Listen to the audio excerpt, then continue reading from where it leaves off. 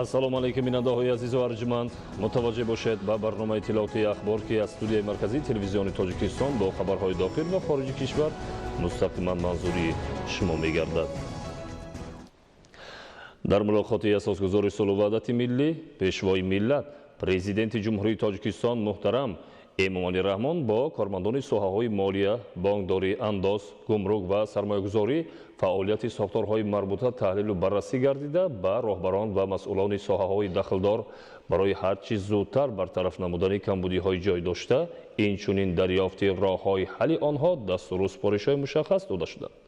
Нуриддини Қурбон ва Аҳлиддини Карим гузориш медиҳанд.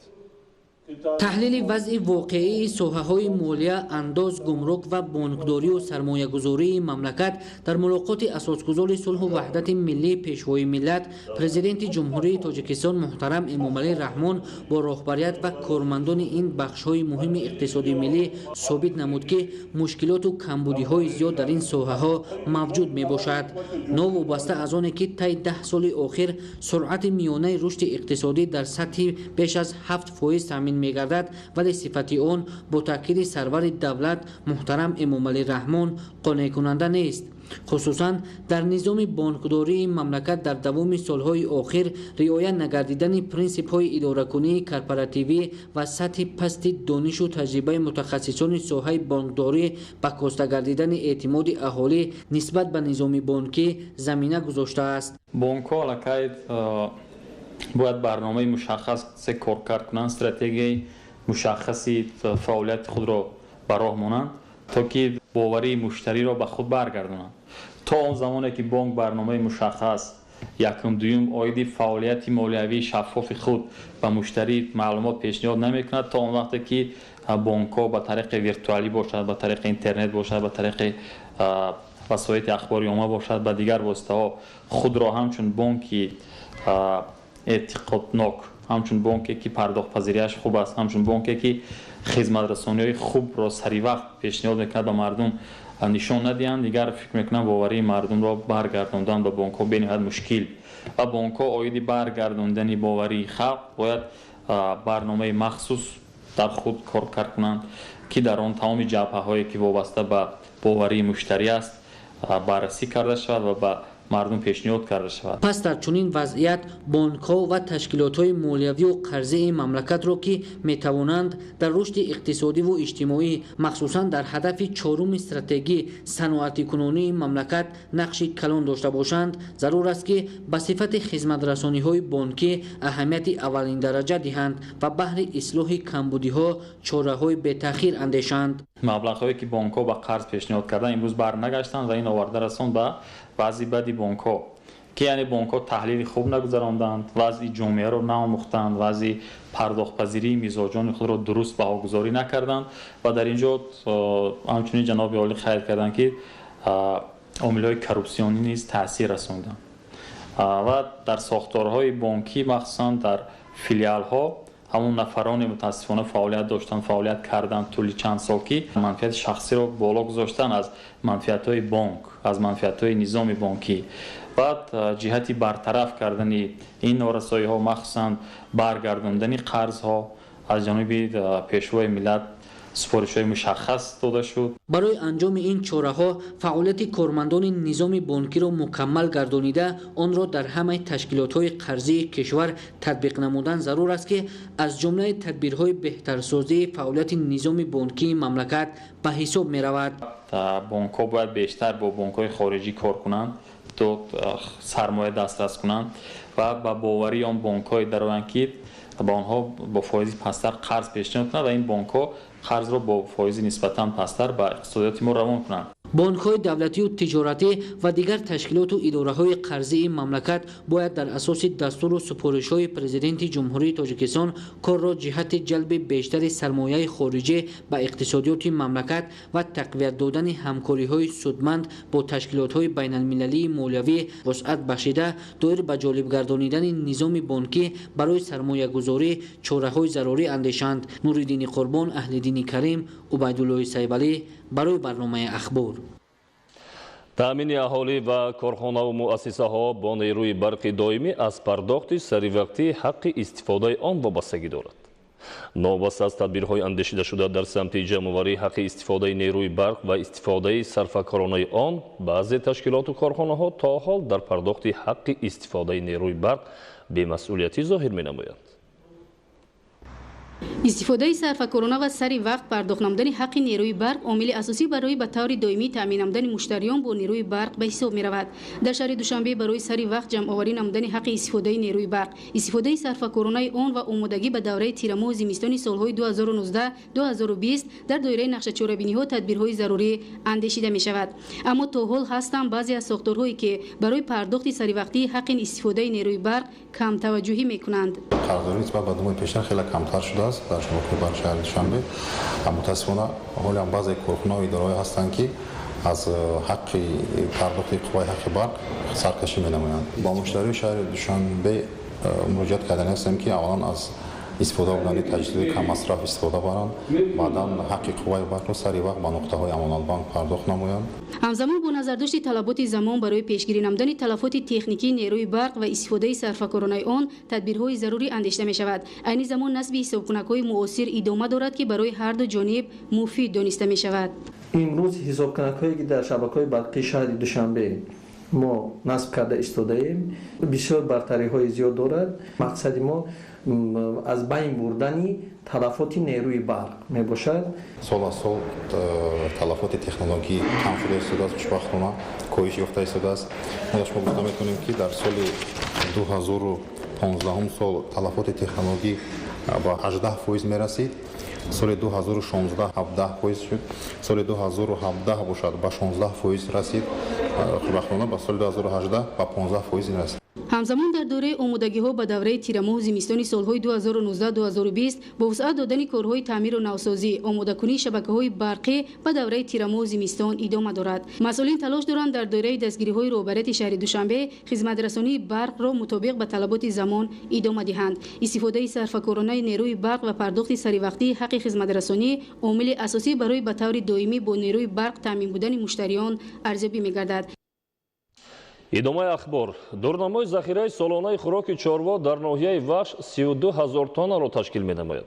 вале масъулин ва хоҷагиҳои чорводорӣ ният доранд ки бо истифода аз шароити мусоид ки дар талу теппаҳо алафҳои табиӣ зиёд мебошад, захираро барои 2 соли оянда таъмин намояд. идомаи мавзӯъ дар гузориши Худойдоди Раҷаб ва Искандари Саид. طبق نقشه چورابینی‌های مقامات اجرایی حکومت دولتی ناحیه وخش مسئولین بخش کشاورزی و خواجگی‌های چورواداری با استفاده از شرایط مساعد امسال برای تامین چوروا با خوراک در دوره تیرماه و زمستان سال‌های 2019-2020 آمادگی همه‌جانبه می‌گیرند. امروز در تل و تپه‌های حدود ناحیه جمع‌آوری خوراک چوروا که با مساعد آمدن باد و هوای بهار امسال علف‌های خودروی طبیعی خیلی خوب میباشد با مرام ادامه داشته. موافق به دورنمای تامینات باید بیش از 32000 تن ذخیره کرده شود. با اطلاع مسئولین دوام 15 روز باز در ناحیه وخش ستاد مخصوص اوید به جمع‌آوری خوراک چوروا از زمین‌های للمی عمل کرده توسط تکنیک‌ها خوراک درشت چوروا جمع‌آوری کرده می‌شود.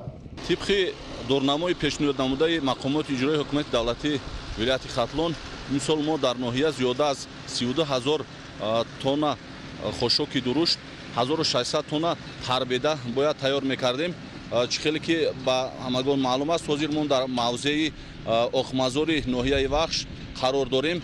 در این موضع دو خواجگی ما، خواجگی حاجی شریف و خواجگی چوروادار ناحیه با جمع‌آوری خشک درشت مشغولند. همه روزه در اینجا ستاد دائم عمل کننده تشکیل کرده شده است که در حال خواجگی چوروادار ناحیه زیاده از 10000 دانه تایبند تیار کرده شده است.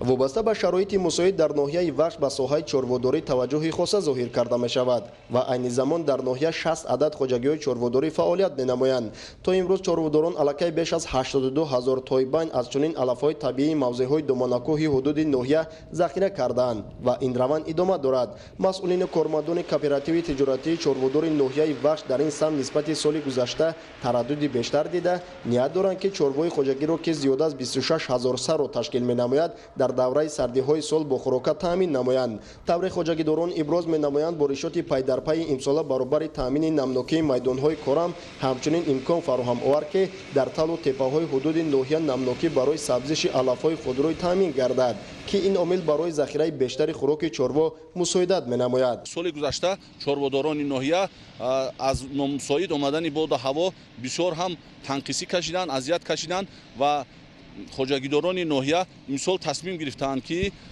дусола хӯроки чорворо ҷамъоварӣ намуда захира намоянд. айни ҳол дарав ва захираи хӯроки чорво дар ноҳия аз заминҳои ғайрилалмӣ низ идома дорад. хоҷагии тухмипарварии кӯлоб ки як самти фаъолияташ чорводорӣ мебошад, имсол хоҷагидорон аз майдони умумии 930 гектар 180 гектарро барои истеҳсоли хӯроки чорво истифода кардаанд. тибқи иттилоъ чорводорон вобаста ба эҳтиёҷоти хоҷагӣ имсол бояд 1500 тонна хӯроки дурушт ва ширадор захира намоянд ки то имрӯз аллакай 600 тоннаи нишондоди дурнаморо таъмин кардаанд. тиқи дурнамо дар хоҷагии мо 1300 тонна захираи алафи тарбеда бояд шавад. мо аллакай 600 тонна зиёда аз 600 тонна захира кардем. имрӯзҳо дар ноҳияи вахш баробари вусъати корҳои саҳроӣ ҳамчунин хоҷагидорону чорводорон тамоми кӯшишу талоши худро ба он равона менамоянд ки ҳам аз алафҳои табиии талу теппаҳо ва ҳам аз ҳисоби заминҳои хоҷагиҳои деҳқонӣ захираи хӯроки чорворо барои 2 соли минбаъд таъмин намоянд. худойдоди раҷаб, искандари саид, ноҳияи вахш, ахбор. дар ноҳияи фархор имсол кишоварзон бо назардошти нашъунамои хуби алафҳои табиӣ ва ғаллаю дигар зироат нақша доранд ки 56662 тонна хӯроки дурушти чорво ҷамъоварӣ ва захира намоянд. тибқи нақша бояд барои 2 соли оянда низ ба қадри лозима хӯроки чорво захира карда шавад. идомаи мавзӯъ дар гузориши Саидҷафари Маҳмадалӣ ва Хуршеди Нодирхон. дар ноҳияи фархор 110 хоҷагии деҳқонӣ ба чорводорӣ машғул аст ки дар онҳо 2919 сар чорвои калони шохдор, 713 сар асп ва 33512 сар моли майда парвариш карда мешавад. барои таъмини чорвои мавҷуда бо хӯрока имсол кишоварзони ноҳия мувофиқи дурнамо ният доранд ки зиёда аз 56000 тонна хӯроки чорво ҷамъоварӣ ва захира намоянд. бо ин мақсад имрӯзҳо дар хоҷагиҳои ноҳия аз ҳисоби алафҳои табиӣ ва майдони кишти беда ҷамъоварии хӯроки чорво идома дорад. яке аз омилҳои асосии солими фарбе баровардани чорво аз фасли сармо ин базаи мустаҳками хӯроки чорво мебошад. бо ин мақсад чорводорони ноҳияи фархор мувофиқи дурнамо бояд 56662 тонна хошоки дурушт, аз ҷумла 11300 тонна беда, 1400 тонна тарбеда ва зиёда аз 43000 тонна коҳи ғаллагӣ бояд захира кунанд ки ба ҳар як чорвои шартӣ 21 воҳиди хӯрока рост меояд. аз 56662 тонна дурнамои захираи хӯроки чорво 11897 тоннаи онро беда ташкил медиҳад. дар шароити ноҳия ки зироатҳои хӯроки чорво хеле хуб нашунамо меёбад, имсол кишоварзон иқдом гирифтаанд ки илова ба ин нақша ва ҳисоби алафҳои табиӣ дар баробари иҷрои дурнамо ҳамчунин барои 2 соли пешомад низ ба қадри лозима хӯроки чорво ҷамъоварӣ ва захира намоянд ки меъёри захираи имсола ба ҳар як сар чорвои шартӣ 21.1 центнери воҳиди хӯрока рост меояд. дар хоҷагии давлатии зотпарварии ҳисори ноҳия соли равон аҳли заҳмат ният доранд ки 2500 тонна хӯроки чорво захира намоянд ки аз он 1500 тоннаашро беда ташкил медиҳад. имрӯзҳо аҳли заҳмати хоҷагӣ дар 2 мавзеи заминҳои кишти зироати хӯроки чорво техникаи лозимаро сафарбар намуда аллакай 146 тонна хӯроки чорво ҷамъоварӣ ва захира намуданд. барномаи ахборро идома медиҳем. сокинони ноҳияи Нуробод муташаккилона дар корҳои ободонӣ дар ҷамоатҳои шаҳраку деҳот саҳм мегузоранд. дар доираи иқдомҳои хайрхоҳона дар деҳоти ноҳия сохтмони мактабу синфхонаҳои иловагӣ ва толорҳои варзишӣ идома дошта бештари иншоот соли равон ба истифода дода мешаванд. гузориши Дигули Маҳмуд аз ноҳияи Нуробод. солҳо боз хонандагони мактаби деҳаи сариқоши ноҳияи Нуробод аз намудани толори варзишӣ танқисӣ мекашиданд. шахсони саховатманд дар шафати бинои таълимӣ ба сохтмони толори варзишӣ шурӯъ намуда. мактаби деҳаи хуфаки ҷамоати хумдони ноҳияи Нуробод солҳо боз ба таъмиру барқарорсозӣ эҳтиёҷ дошт, зеро аз нарасидани ҷойи нишаст бештари хонандагон дар муассисаи таълимии дигардеҳа таҳсил доштанд. ин аст ки мардуми деҳа иқдом гирифтанд то аз ҳисоби соҳибкорону аҳолии деҳа сохтмони бинои нави мактабро бо тамоми шароитҳои замонавӣ анҷом диҳанд. мактаб дорои 8 синфхона буда با تشبث صاحبکاران محلی و با مردم دیها ساخته می شود. مکتب را با جشن استقلالیت استفاده می دهیم. ضرورت بنیاد سیمخانه‌های علاوگی در دهه آبی-لرد از زیاد شدن شماره خوانندگان پیش آمد. در این کار خیر و ثواب صاحبکار محلی دست کمک دراز نمود تا سیمخانه‌های علاوگی بنیاد شده همزمان بنا با تمام تجهیزات ضروری و دیگر تکنیک‌های معاصر پورا تامین کرده شوند. صاحبکاران دهه ما سهم گذاشتند که در مؤسسه ما 3 سیمخانه نوی حاضر زمان ساخته شده و نزدیکی به استفاده داده می شود. صاحبکار امانوف خورشید همه همین کارها را به ذمه خود گرفت. حاضر به پورگی سیمخانه ها می رسند و با تشبث این کس سیمخانه کامپیوتری ساخته به استفاده داشته است که همه کامپیوتر را با حساب خودش به ما تامین کرد. اهالی دهات ناحیه نورآباد این عمل آبادانی را با خوشنودی قبول نموده در روند کارهای سازندگی شهرک و دهات سهم با سزای خود را گذاشته ایستادند. ایدیگل محمود، دادرجان میرزازاده برای برنامه اخبار از ناحیه نورآباد. اکنون توجه نمایید به خبرهای خارجی کشور. در نتیجه حمله گروه سلاح‌بدستان به یک عبادتگاه کاتولیک‌ها در مضافات سن ماتنگ بورکینافاسو 6 نفر به هلاکت رسیده، چند کس دیگر جراحت برداشت. در سوریه در نتیجه عملیات مخصوصی کارمندان ساختارهای قدرتی 5 منطقه اهالی نشین از تصرف گروه‌های تروریستی آزاد گردیده، زیاده از 40 تروریست محو کرده شد. شرح پوره خبرها. گروه سلاح‌بدستان به یک عبادتگاه کاتولیک‌ها در مضافات سن-ماتنگ بورکینافاسو حمله کردند.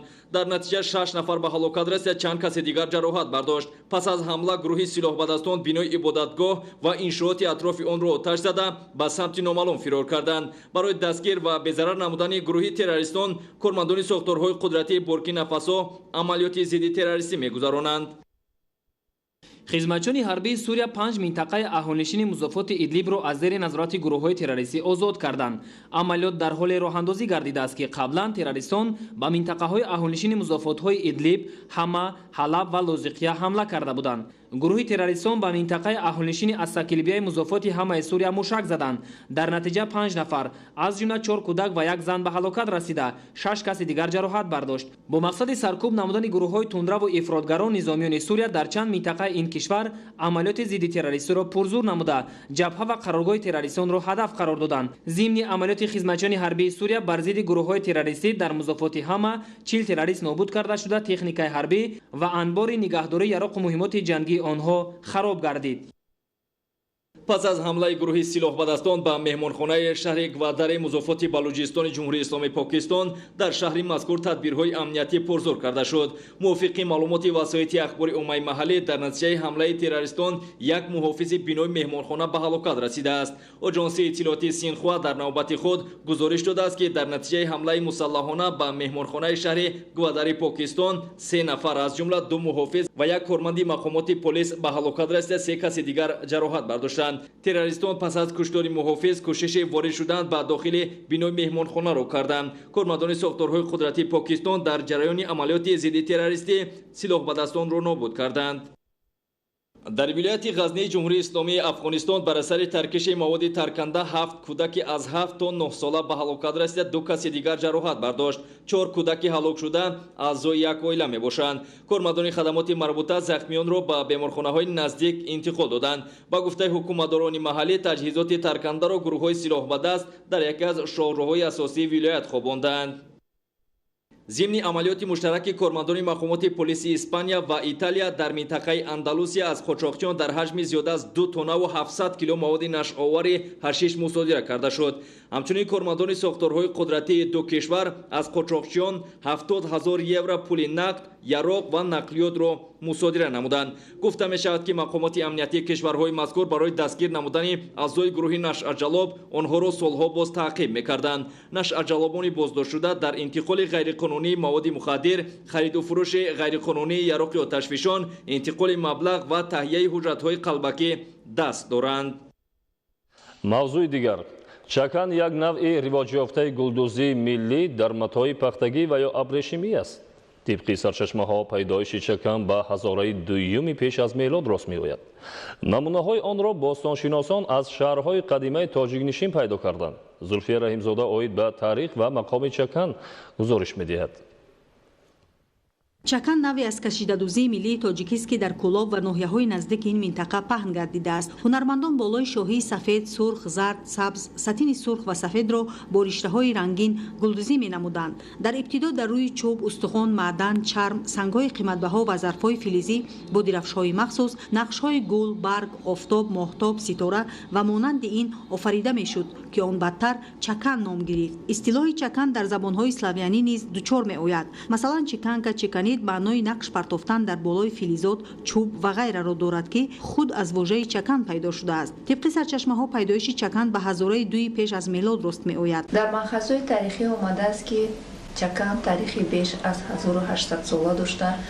نمونه آن را باستانشناسان از ناحیه فرخار ولایت ختلون به دست آوردند. چکن یکی از کرته‌های قدیمی تاجیکان بوده. عصرهای عصر از بین تا امروز نرفته است. چکن در اول چون لباس شخصیت‌های دارا معروفیت داشته با گذشت سالها در بین مردم پهن گردیده است. عالمان در گلدوزی‌ها بیش از 700 نمود نقش و نگار را معین نمودند. نقش سه برگه در چکندوزی موقع اساسی را اشغال می‌کند. با چنین نقش شیرازه، پاجامه و آستین را آرایش می‌دهند. صنعت چکندوزی بیشتر در زمان صاحب استقلالی مملکت رواج و رونق داده شده. حکومت جمهوری تاجیکستان برای از نو احیا کردن ارزش‌های ملی از جمله لباس چکن توجهی بی‌واسطه نمود. 29 نوامبر سال 2018 بنیاد معارف و علم و فرهنگ سازمان ملل متحد یونسکو چکن را به فهرست میراث فرهنگی غیرمادی بشریت شامل نمود. اینک امروز چکن در همه چهاربینی‌های سطح جمهوریوی و بین المللی، فستیوال آزمون‌های اندلیب، چکمه گیسو، سپیده، چکن، نمایش بین المللی مود، دیاری حسن، جشن بین المللی نوروز، مهرگان، روزهای استقلالیت دولتی، وحدت ملی، شش مقام، فلک، منظور تماشابینان وطنی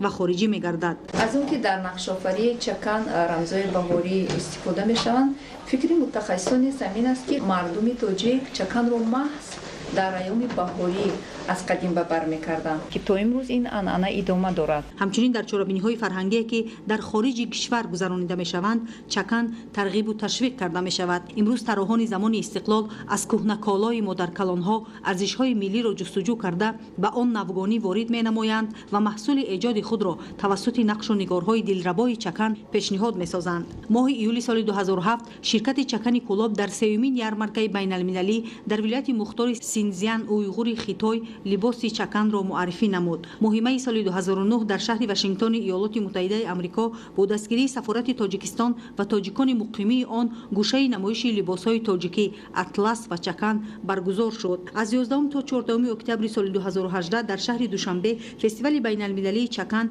ماه سال 2019 فستیوال جمهوریوی 100 رنگ چکن دایر کرده شد. بخشیده به سالهای رشد دهات، سیاحی و هنرهای مردمی 2019-2021 ماه اپریل سال 2019 فستیوال جمهوریوی چکندوزی زینت چکن اعلام کرده شد. همه این تدبیرها برای احیا، نگهداشت و حفظ لباس و ارزش‌های ملی زمینه واقعی می‌گذارد. فرهنگ استفاده تلفن در جایهای جمعیتی در یک چارچوبه معین باید براه مانده شود. از معیار زیاد و بی‌مورد استفاده نمودن تلفن‌های موبیلی که به سلامتی انسان، عضوهای شنوایی، عصب و دل تأثیر منفی دارد و با پیدا شدن هر گونه بیماری‌ها آورده می‌رساند، به بودجه عائله نیز ضرر اقتصادی می‌آورد. گزارش باباکلان امینزاده. از روی تشخیص‌های متخصصان سوی طب، مؤشرات برزیاد تلفن با عضوهای شنوایی، عصب، دل تأثیر منفی رسانیده، همچنین با دیگر کسلی‌ها آورده می‌رساند. همزمان آن با بودجه عائله نیز به تأثیر نخواهد ماند. در یک گپزنی نه بیشتر از 2 دقیقه و در یک شبانه روز نه بیشتر از 15-20 دقیقه باید که گپ زد، چون که اگر ما قاعده‌های بی‌خطری اجرا نکنیم، در نتیجه تحقیقات‌های عالمان ما هم خیلی سرچشمه‌ها دریافت کردیم که معاینه سر آدم تا 1 گرادوس گرمی بلند می‌شود که این می‌تواند باعث شود به التهاب پرده بالای معاینه سر. мушоҳидаҳо нишон медиҳад ки истифодаи телефони мобилӣ баръало дар баъзе аз донишгоҳи олӣ дида мешавад. ҳоло ки вазифаи аввалин дараҷаи донишҷӯ аз худ кардани донишҷӯи муосир мебошад, на ин ки бемаврид дар донишгоҳ истифодаи телефонҳои мобилӣ. бисёр хуб мешуд ки дар муассисаҳои таълимӣ пеши роҳи чунин амалҳо на танҳо дар дохили синфхонаҳои дарсӣ, балки дар сани донишгоҳҳо низ аз ҷониби донишҷӯён гирифта мешуд. бо назардошти он ки ҷавонон созандагони ояндаи ҷомеа ҳастанд, омӯзиши илму техника, забонҳои хориҷӣ ва дониши хуб муҳим аст, то ҷавонон шароити фароҳамовардаро ба тарзи дуруст истифода намоянд. ҳангоми истифода бурдани телефонҳои мобилӣ чизе ки мушоҳидаҳо нишон медиҳад ва оморҳои ҷаҳонӣ инро эътироф карданд, истифода бурдани телефонҳои мобилӣ ба худ хосиятан як шаклҳои бениҳоят вазбин ки аз ҷиҳати равоншиносӣ гирем агар шахсият ба худи ҷаҳони виртуалӣ ворид гашта ва аз он баромадан хеле душвор мешавад. рӯз аз рӯз ҳангоми суҳбатҳо муомилот дигар шуда ва шахсият ҳамчун шахсияти яккапараст ва дар танҳои шахси омӯхташуда одат мекунад ва ин бобат ҳангоми бисёр барзиёд истифода бурдани телефонҳои мобилӣ ин ба худ ва به یک چند نمود بیماری‌های گوناگون آورده می‌رساند که یکی از این نمود بیماری‌های گوناگون در مدت طولانی استفاده بودن تلفن موبیلی به لیکمیا یعنی رگ خون سرطان خون آورده می‌رساند. متخصصان سوی تندرستی یکی از عامل‌های تیز خسته شدن عصب آدمان را نیز با استفاده از معیار زیادی تلفن‌های موبیلی مانیدان می‌کنند. هنگام معاشرت با تلفن‌های موبیلی میدان الکترومغناطیسی و بدن آدم می‌گذرد و پیش از همه طریق بافت‌های سر، گوش، قسم مغز سر از جمله تحلیل کننده بینش جبیده می‌شود. استفاده تلفن‌های موبیلی در برابر جهت‌های مثبت داشتن جهت‌های منفی نیز دارد. از این نقطه نظر شهروندان باید دانند که استفاده بی‌مورد و از حد زیاد گفتگو نمودن هم ضرر اقتصادی و هم ضرر معنوی دارد. بوبکان امینزاده، حفیظالله سعدالله، اخبار. тамошобинони азизу арҷуманд, ин буд барномаи иттилооти ахбор. хайр, тансияту хонобод бошед.